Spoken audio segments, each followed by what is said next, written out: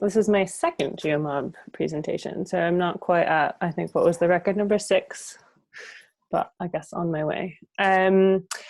So I'm Claire Fram. I'll admit folks. I'm the senior product manager of something called the City Modeling Lab at Arup. And today I'm going to talk to you about a project where we built what we called an alpha agent-based model super fast. So let's go through this. In the short kind of time allotted, I'm going to share with you what are these models, what is it that I'm kind of talking about, and how are transport models used to plan cities and regions. Then I have to go really quickly through what is an agent-based model in transport. And then we're going to come on to why agent-based models in COVID times we think have a role to play. So bear with me as I try to pack all that in. So transport models are a tool that city planners, local authorities, developers use to test kind of future scenarios, and they can be used for a range of reasons. So if you want to understand, if I'm building a new development, what type of like transport services are required to access, serve the demand of that area, you would build a transport model. If you're trying to understand, does building kind of greater connectivity between two locations actually help economic growth and then kind of have an overall benefit and is worth investment into whatever that transport infrastructure might be. So transport modeling in general is like a very well-known field, but transport modeling is currently looks like pretty well. It looks aggregate. So there's some kind of problems that are well established, well-known limitations, I suppose, of the model, because all models are simplifications of reality. So it's important to recognize in what ways traditional transport models simplify reality. And a few of these key differences are that they aggregate the way that people travel. So they'll say, roughly, we think this many people are coming from this origin and arriving at that destination.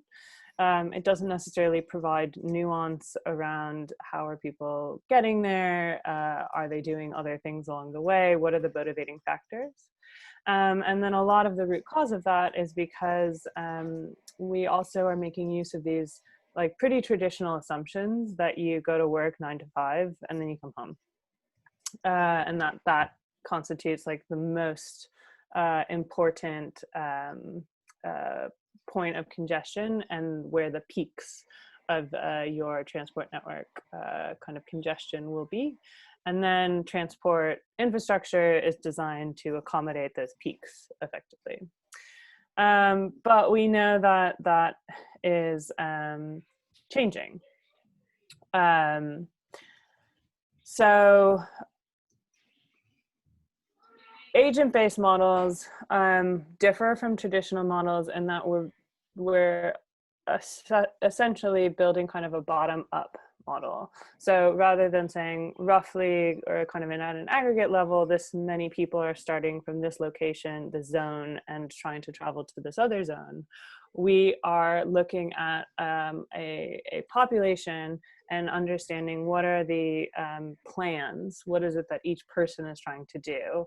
And then we are we're running a simulation in which those agents then interact with each other, and it's an optimization problem. They're trying to optimize for kind of the best day where they achieve their plan, and their plans can be complex. So rather than just go to work 9 to 5, they can be, go shopping, go to work, pick up the kids, come home. So we can get more complexity, and the aggregate kind of behavior together gives us then those macro trends of what does congestion look like and all of those good things. So this is again just describing what I just said, which is, we know that individuals are likely to have different plans that they're trying to do each day. And what you see on the right here is just a view of kind of the scale that we can work with and kind of the nuance around that. So this is showing you Ireland, and we have home and work locations. And so we have agents that represent people that live in each of those homes, trying to get to those different work locations. And all of a sudden we get a much more granular understanding of travel and kind of the demand of services really overall.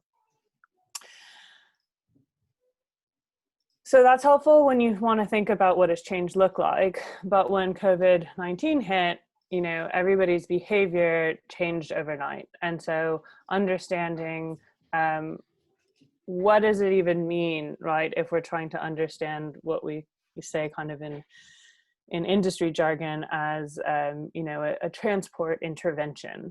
So should you be running more buses? Should we be running fewer buses because there isn't much demand? Where might you need cycle lanes? Like all of where is there congestion now because people might be taking their cars when they previously would have taken public transport? We had all these new questions that we didn't have.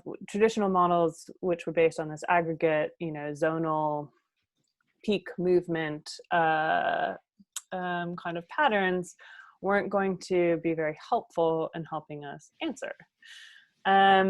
So the City Modeling Lab specializes in building these agent-based models related to transport. And so I have completely kind of whipped through what actually goes into these models. But one important thing is understanding what is your population that you're dealing with.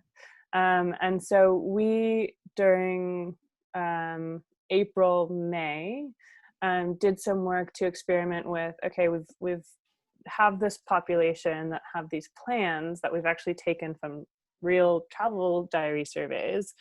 Well, we know a lot of those plans aren't happening anymore. So let's modify how those are reflected in our synthetic population that goes into the models.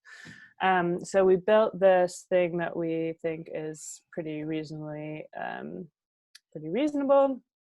which is our pandemic activity modifier that did things like removed work, for example, like nobody went to work, or removed shopping. Nobody was doing extra shopping. And we were able to implement essentially various kind of more complex policies to reflect, at a household level, if, you had 2 key workers, then maybe actually you would expect them to still go to work. And actually, if they have a child, then that child would also go to school. So we were able to manipulate plans according to kind of logic set by what we were understanding as the COVID policies kind of in that initial lockdown period. And then we also started to play with this idea, experiment really with a brand new epidemiological model that comes from TU Berlin that takes all of that spatial and temporal and interaction information from our agent-based models and feeds it into an epidemiological model. So what this is kind of taken from their paper, and what I'm showing you, what it shows is, you might have all of these households, each of these little blue baubles is an individual. They have shared spaces with others, which could be school or work or a public transport vehicle. And so transmission events, they don't happen randomly. They happen right between interactions of an infected person and another person.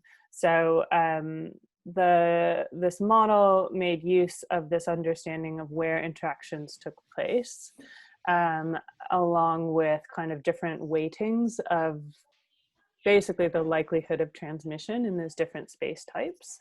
And you can start to look at things like where are transmission events most likely to happen, and come away with these kind of SER susceptible, infected, recovered models that we've unfortunately become kind of used to seeing.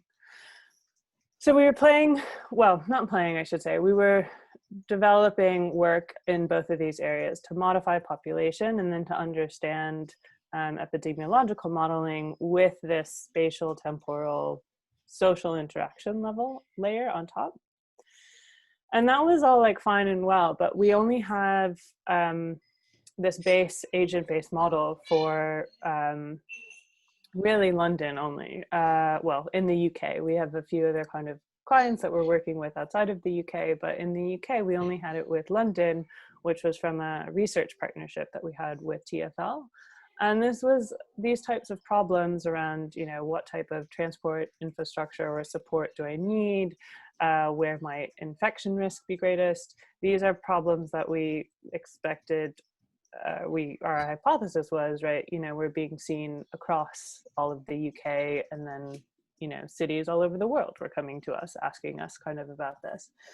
So we got this this Innovate UK grant to experiment with, you know, can we, the question that we posed to ourselves that Innovate UK supported us with was, can we help cities where no agent-based model exists yet, right? Like we've been playing with these other tools, we think we can do something, but we have to move quickly. And traditionally transport models like take a very long time to build. They can take months or longer. So time is of the essence. What if we need a model in 6 weeks, basically? So we partnered with Birmingham. And in 6 weeks, we built essentially a reasonable baseline agent-based model. And I'll show you kind of what that looked like, if this works. Right, so we have two animations really of travel behaviors patterns in Birmingham. The top is reflective of a baseline scenario. And the bottom, it almost looks like it's not playing, but there's an animation here as well that's showing kind of with the modified population behavior, what does traffic look like in that scenario as well. And here's just a static overview that again looks at the difference between our baseline pre-COVID and then modified kind of pandemic scenario, where we see a decrease on most of the major roads that are kind of connecting different parts of Birmingham, but actually on some of the smaller local roads, we saw an increase. And that was based on, again, the way that we had modified the expected behavior of the agents in the model. So instead of, you know, going to work and shopping, maybe going grocery shopping near work or doing something there, a lot more of your trips were likely to be happening more locally. So overall, when we compared this with some of the benchmark data that we had, which at the time, you know, was relatively high level, we got a sense that we were kind of onto something. We felt that this was like a reasonable assessment of transport performance that we were able to demonstrate in 6 weeks. And agent-based modeling is new for the transport sector, and 6 weeks is kind of unheard of to deliver a transport model. So where can we go from here? Well, we think that this type of baseline work, you know, sets up a city or a region to start to explore both short-term questions and longer-term questions. Short-term, like what are alternative sources of revenue, right? Like where might we have the greatest shortfall if, you know, transport behavior looks a certain way over the next, you know, period of time. And then in the longer term, how will the pandemic impact like long-term car usage, for example? What would a scenario look like if nobody comes back to public transport? And the kind of whole process, we hope, is a strong demonstrator that 6-week ABMs are now available, really, and is an important kind of jumping off place for agencies that might be interested. And that is everything I've got to share. Thank you very much. Thank you very much, Claire. Very nice. I'm going to unmute everyone so we can clap, first of all. So everyone, let's show our appreciation for Claire. Very nice. Joe? Thanks very much, Claire. But so we have a few questions. So first of all, are the models being used actively by local authorities or by whomever? And is it actually? Our partnership with Birmingham, they are not currently using our model. They've been the Transport for West Midlands has been interested in agent-based model work, and we've kind of talked to them about it in the past. And I don't know, if I had to speculate, I think that they're trying to figure out like how to fold this type of modeling into their like complete ecosystem of modeling, and figure out like who owns it and where does that fit. And I think that when it comes to COVID-19 response, actually people are at this point, maybe more comfortable with some of the short-term challenges.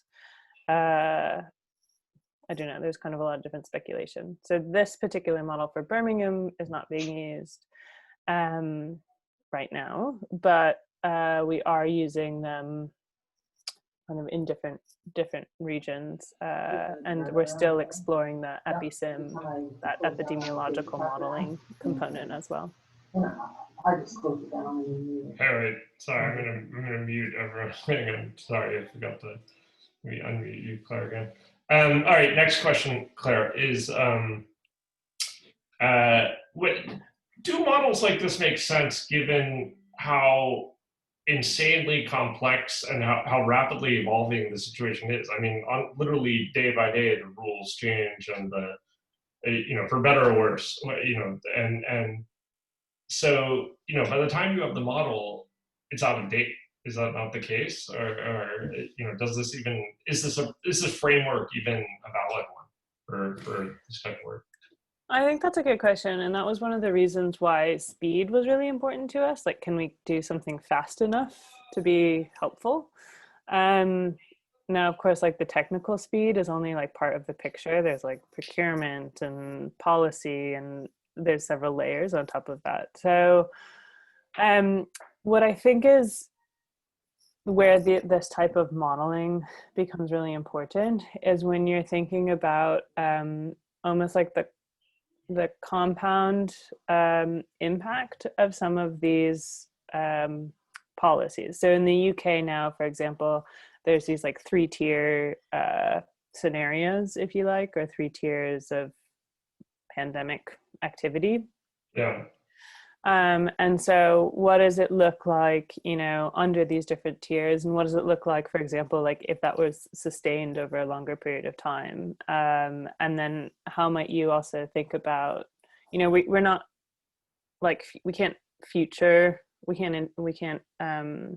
don't have a crystal ball, but we have this tool that helps us think about these different scenarios in a quantitative way. So when you then also start to think about especially questions around like revenue and funding over some of these public transport services, or road investments over a longer period of time, your boundary of what you expect the future to look like, we've just like expanded it like to an incredible degree.